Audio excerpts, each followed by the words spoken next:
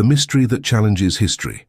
Have you ever stopped to wonder where the hundreds of languages we speak today actually came from? A lot of people believe the answer lies in an ancient biblical story, the Tower of Babel. This account, written in the book of Genesis, is one of the most intriguing and puzzling stories of all time. It tells of a period when humanity spoke a single language, and united, they decided to build a tower so tall it would reach the heavens. But then, something happened. Something so powerful, it changed the course of human history forever, scattering people, cultures, and languages across the earth. Here is the twist. Many think the Tower of Babel is just a metaphor or a religious myth. But what if I told you that archaeologists, historians, and even modern engineers have tried to estimate how tall this tower could have actually been? And what if I showed you evidence suggesting that this story might have been inspired by real monuments in Mesopotamia? Get ready, because in the next few minutes we're going to dive into fascinating details you've probably never heard before. We'll explore everything from the builder's dreams of immortality in Shinar to theories that compare the tower to the Burj Khalifa, the tallest skyscraper in the world. And there's more. This story isn't just about bricks and mortar. It's about human ambition, pride, divine limits, and even how language shapes our very identity as a civilization. But before we move forward, let me ask you, do you think the Tower of Babel really existed? Or was it just a myth created to explain the diversity of languages? Drop your thoughts in the comments. Your opinion might show up in our next video. The land of Shinar, the cradle of human ambition. It all starts in a region the Bible calls the land of Shinar. Picture a vast fertile valley with rivers winding across the horizon, farmland ready for planting, and plenty of open space to build cities. This land was in ancient Mesopotamia, the birthplace of some of humanity's oldest civilizations. For the people migrating from the east, Shinar represented prosperity and unity. They weren't just looking for shelter, they were dreaming of creating a civilization that would leave its eternal mark on history. And that's where the idea was born, not just to build a city, but to raise a tower so majestic it would become a symbol of greatness and immortality. Think about it. In a world with no advanced technology, no cranes, no modern concrete, the idea of building a tower that touched the sky was insanely bold. It'd be like us today deciding to build something 3 times taller than the Burj Khalifa, but only with ancient tools and knowledge. This already tells us that the Tower of Babel wasn't just a construction project. It was symbolic. The builders wanted their names to echo through eternity, for their work to be remembered forever. More than architecture, it was a statement of human power in the face of the divine. Now imagine the tension this project stirred. If humanity could unite and turn clay bricks into a monumental structure, what else could they achieve? Could they someday break through the very limits of heaven? That exact question caught divine attention, sparking one of the most controversial decisions in spiritual history. But before we get into that heavenly intervention, we need to understand how this group of people even managed to build something so daring with so few resources. And that's what we'll uncover in the next part. Bricks, fire, and the builder's breakthrough. When we think of massive ancient constructions like the pyramids of Egypt, what usually comes to mind are huge stone blocks. But Shinar was different. The region didn't have the same natural stone quarries found along the Nile. What they did have was clay, lots of it. And from that limitation came one of the greatest innovations of the time, fired bricks. Up until then, clay bricks were common, but fragile. They'd easily dissolve in the rain. The people of Shinar discovered that by baking clay in kilns, they could create strong, durable bricks. Then, using natural bitumen, a type of asphalt found in the area, as mortar, they had a surprisingly solid building material. This detail, often overlooked, is huge. The Tower of Babel wasn't just an ambitious project, it was the result of a technological breakthrough. Mastering fired bricks turned an impossible dream into something that could actually take shape. Now picture the scene. Kilns burning day and night, thousands of workers molding, baking, and stacking bricks non-stop. The tower rising, defying not just gravity but the delicate balance between man and the divine. Every brick was a silent message. We can. We're strong. We'll reach the heavens. That's fascinating because it shows that the story of Babel is also the story of human innovation. Every time humanity discovers a new resource or invention, the temptation arises.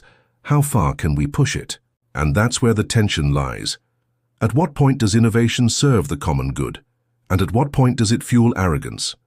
In the next part, we'll dive into the deeper meaning of this tower as a symbol of defiance and why it represented so much more than just a building. The tower as a challenge, pride and boundless ambition. The Tower of Babel wasn't just an architectural marvel. It was a symbol of defiance. The builders weren't simply looking for shelter or a city to live in. They were chasing eternal glory, trying to prove that humanity could stand on equal ground with the heavens. Think about it. Just building a city alone would have been extraordinary. But they went further. They wanted to raise a structure that reached the sky, a monument to humanity's own greatness. It was an act dripping with pride, almost like declaring, "We don't need limits, we can do anything." That detail changes everything. The tower wasn't just a collective achievement, it was a cry of independence. The people of Shinar weren't just seeking unity, they were reaching for immortality. They wanted their names to echo through history, not as mere mortals, but as those who dared to touch the divine.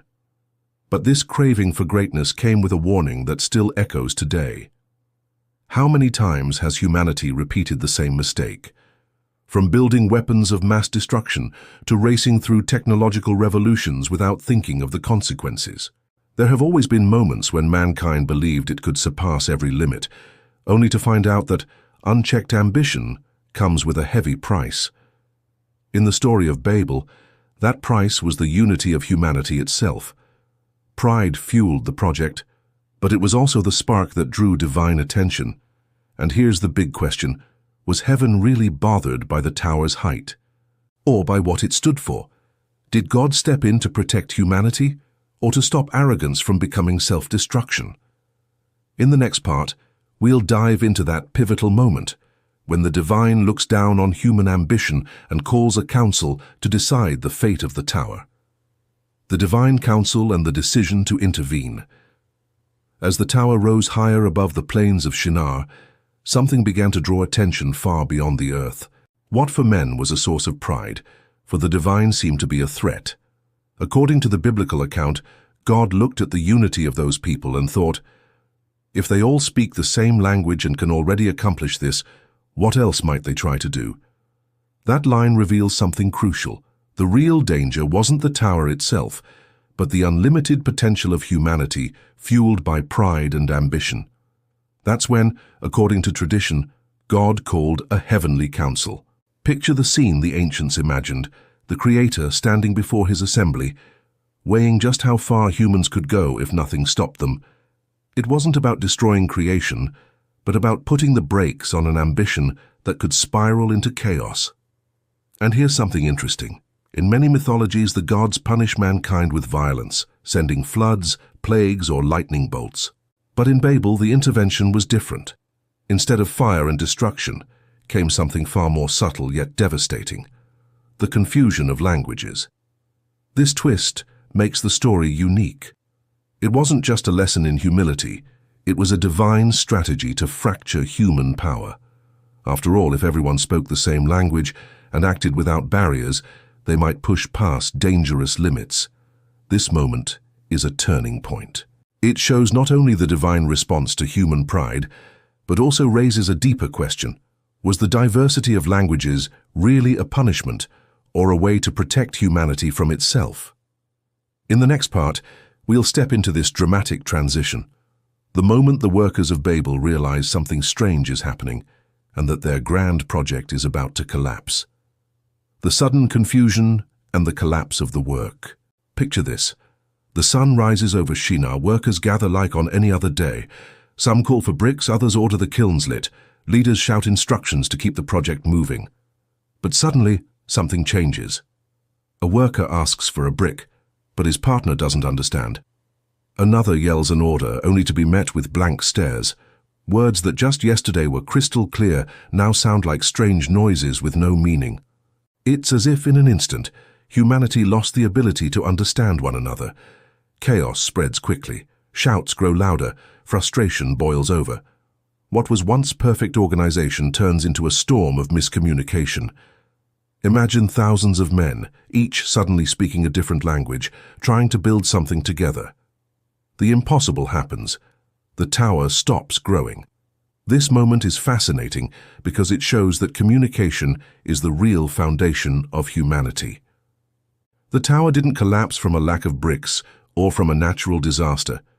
It crumbled at the most basic level: language. Without understanding, there is no progress. Here, the story of Babel takes on a prophetic tone. Even today, differences in language, culture, and worldview divide nations, spark wars, and block collaboration. What happened at Babel still echoes through human history. And more than that, this confusion was so traumatic it reshaped humanity's destiny. From that moment, the unshakable unity people once had fractured. Groups drifted apart, each carrying not just new words, but new ways of thinking, creating, and interpreting the world. But the story doesn't end here. In the next part, we'll explore the direct consequences of this dispersal, how confusion gave birth to nations, cultures, and identities that shaped the world as we know it. The scattering of nations and the birth of cultures. When the confusion of languages broke out in Babel, what had once been one united people began to split apart. There was no way to coordinate the work anymore, no leader capable of uniting them. The dream of reaching the heavens turned into silence and abandonment. But this wasn't just the end of a project. It was the beginning of a new era for humankind.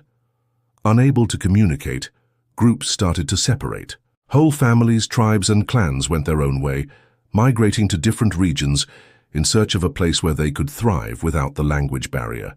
That movement gave rise to what we now know as the diversity of peoples and cultures. The story of Babel, then, represents not just a break, but the seed of the cultural richness that defines humanity. Each group carried with it not only a new language, but also traditions, customs, and unique ways of seeing the world. It's interesting to note that many scholars link this story to real historical events. Mesopotamia, the region where the tower supposedly stood, was indeed one of the cradles of civilization. From there, ancient peoples spread outward, carrying agricultural, architectural, and religious knowledge to other parts of the globe. The Tower of Babel can therefore be seen as a foundational myth that symbolically explains what modern science also confirms. Humanity diversified, spread across the earth, and gave rise to distinct languages and cultures. But here's the lingering question. Was this dispersal a curse or a blessing? On one hand, unity was lost. On the other, diversity was born, enriching the planet. Did God punish humanity, or gift it with variety by forcing diversity? In the next part, we'll see how different religious traditions and ancient texts interpreted this story, and how the myth of Babel echoes far beyond the Bible. Echoes in ancient texts and other traditions. The story of the Tower of Babel wasn't confined to the biblical book of Genesis. Over the centuries, this myth found echoes in many cultures and traditions, strengthening its symbolic weight. In Jewish tradition, texts like the Book of Jubilees and the Third Apocalypse of Baruch expanded the details of the tower, describing its height with staggering numbers. These writings portray Babel not just as a monument of arrogance, but as a marker that split humanity into before and after, the confusion of languages. In Christianity, the tower is remembered as an example of human pride before God. Interestingly, many theologians draw a parallel between Babel and Pentecost in the New Testament. While at Babel one language was divided, at Pentecost the Holy Spirit allowed each apostle to speak in different tongues, and everyone understood, as if what was scattered in Babel was momentarily reconciled. In Islam, some scholars see parallels between the Tower of Babel and traditions about a great construction in Babylon. Although the Quran doesn't directly mention Babel, Islamic traditions describe human attempts to build towers as acts of defiance against God. And it doesn't stop there.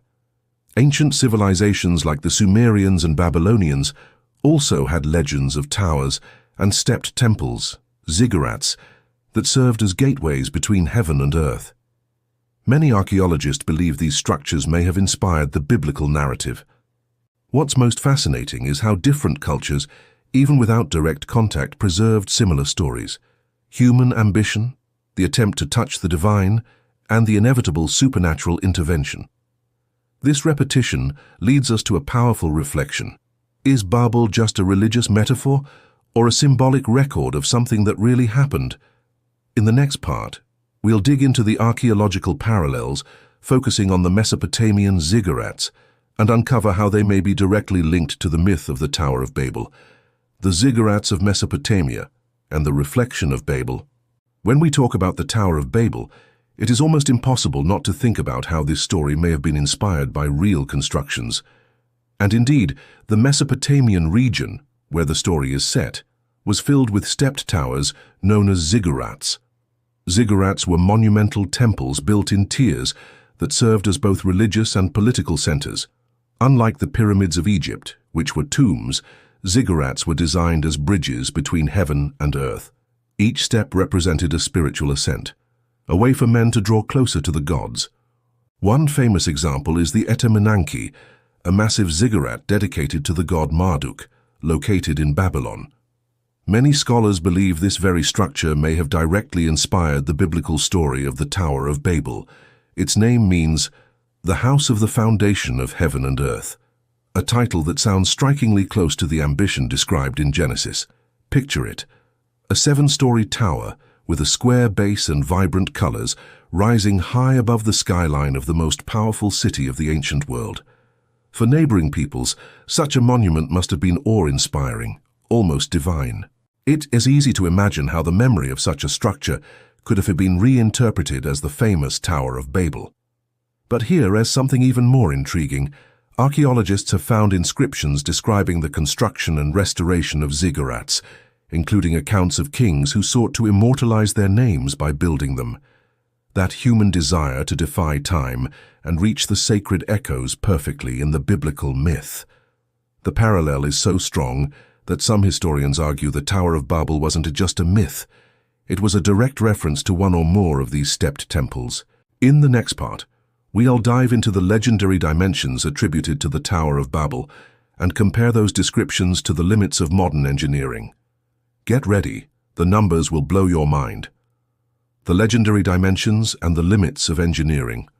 One of the most fascinating aspects of the Tower of Babel is the wide range of descriptions of its height. Genesis doesn't give us exact measurements, only that the tower's top would reach the heavens. But over time, other ancient texts did give numbers, and they're jaw-dropping. For example, in the Book of Jubilees, the tower is said to have reached 5,433 cubits and 2 palms, roughly 2,484 meters, 8,150 feet.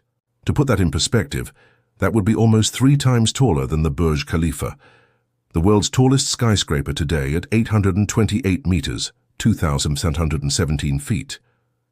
The third apocalypse of Baruch gives a more modest figure, 463 cubits, or about 211 meters, 692 feet. The third apocalypse of Baruch gives a more modest figure, 463 cubits, or about 211 meters, 692 feet. Even that would have made it the tallest human-made structure of its time, beating out anything built until the Eiffel Tower in the 19th century.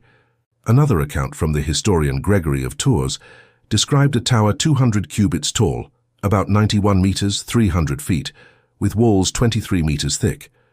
He went even further, claiming its circumference was 82 kilometers, 51 miles, an obvious exaggeration, but one that reveals just how enormous people imagined this construction to be. And it doesn't stop there. Modern engineers have run theoretical calculations to determine the maximum height of a tower made purely of solid brick. These legendary dimensions raise an unavoidable question. Were these accounts poetic exaggerations, or did the ancients really attempt to build something close to those limits? In the next part, we'll see how this story of the impossible tower inspired not only religions but also literature and culture across the centuries. The literary and cultural inspiration of Babel. The Tower of Babel didn't remain just a biblical tale or a religious tradition. It crossed centuries and became one of the most powerful metaphors ever created, inspiring philosophers, writers, poets, and artists alike. One striking example is the Library of Babel, written by the Argentine author Jorge Luis Borges in 1941. In this short story, Borges imagines an infinite library where every possible book already exists, written in countless combinations of letters and symbols. The story is a clear reflection of Babel's confusion, a universe overflowing with communication, but starved of true understanding. In European literature, the tower also appears in medieval and Renaissance works, often used as a symbol of human arrogance before God. Many painters also depicted the scene, like Peter Bruegel the Elder in the 16th century, who painted Babel as a colossal structure resembling the Roman Colosseum. To this day, his painting remains one of the most iconic depictions of the story. In philosophy, Babel often shows up as a metaphor for the fragmentation of knowledge. Humanity's inability to understand one another symbolizes the difficulty of reaching universal truth amid so many perspectives and languages. And we can't forget modern pop culture. Movies, novels, and even TV shows have used the myth of Babel as a backdrop to explore themes of communication, pride, and human limits. The very word Babel became synonymous with confusion, whether in political debates, social conflicts, or even in the chaos of information overload in the digital age. This cultural endurance shows that Babel never lost its relevance. Every generation reinterpreted the tower according to its own struggles, sometimes as a warning against pride, sometimes as a reflection on communication, sometimes as artistic inspiration. But perhaps the most important takeaway is its philosophical impact. The story forces us to ask how far humanity should go in its pursuit of power and knowledge. In the next part, we'll wrap up this journey with a powerful reflection. What does Babel teach us today in the 21st century about humility, unity, and communication? The tower in our time. The legacy of Babel. We've reached the end of this journey through the fascinating story of the Tower of Babel. But maybe the most striking realization is this: Babel isn't just some ancient myth tucked away in the Bible. It's a mirror of who we are even today. Think about it. The people of Shinar wanted to build something so grand it would make them eternal. They chased power, glory, and a place alongside the gods, but in the process they forgot the value of humility, of genuine cooperation, and of respecting limits. The result? Confusion, dispersion, and the end of a dream. But was Babel really a curse, or was it a hidden blessing? After all, it was from that division that cultures, languages, and the diversity that makes our world so rich were born. Without Babel, maybe we'd never have the variety of traditions, stories, and perspectives that shaped humanity. Today, in the 21st century, we live in a new version of Babel. The internet connects billions of people, yet also creates noise, misunderstandings, and division. We have more access to communication than ever before, but do we truly understand one another? Isn't it ironic that even with automatic translators and global networks, we still face so many confusions of language in politics, society, and culture? Maybe that's the real lesson of Babel. Communication is the foundation of human unity. When it fails, nothing stands, not towers, not nations, not relationships. And here lies the challenge for us, to learn to listen, to understand, and to respect one another. Because if in Babel, arrogance divided humanity, maybe today, humility and wisdom can bring us back together. Now let me ask you, do you believe the story of Babel is just a symbolic myth, or do you think it was based on real Mesopotamian constructions? Drop your opinion in the comments, and don't forget to share this video with someone who loves ancient mysteries and deep reflections.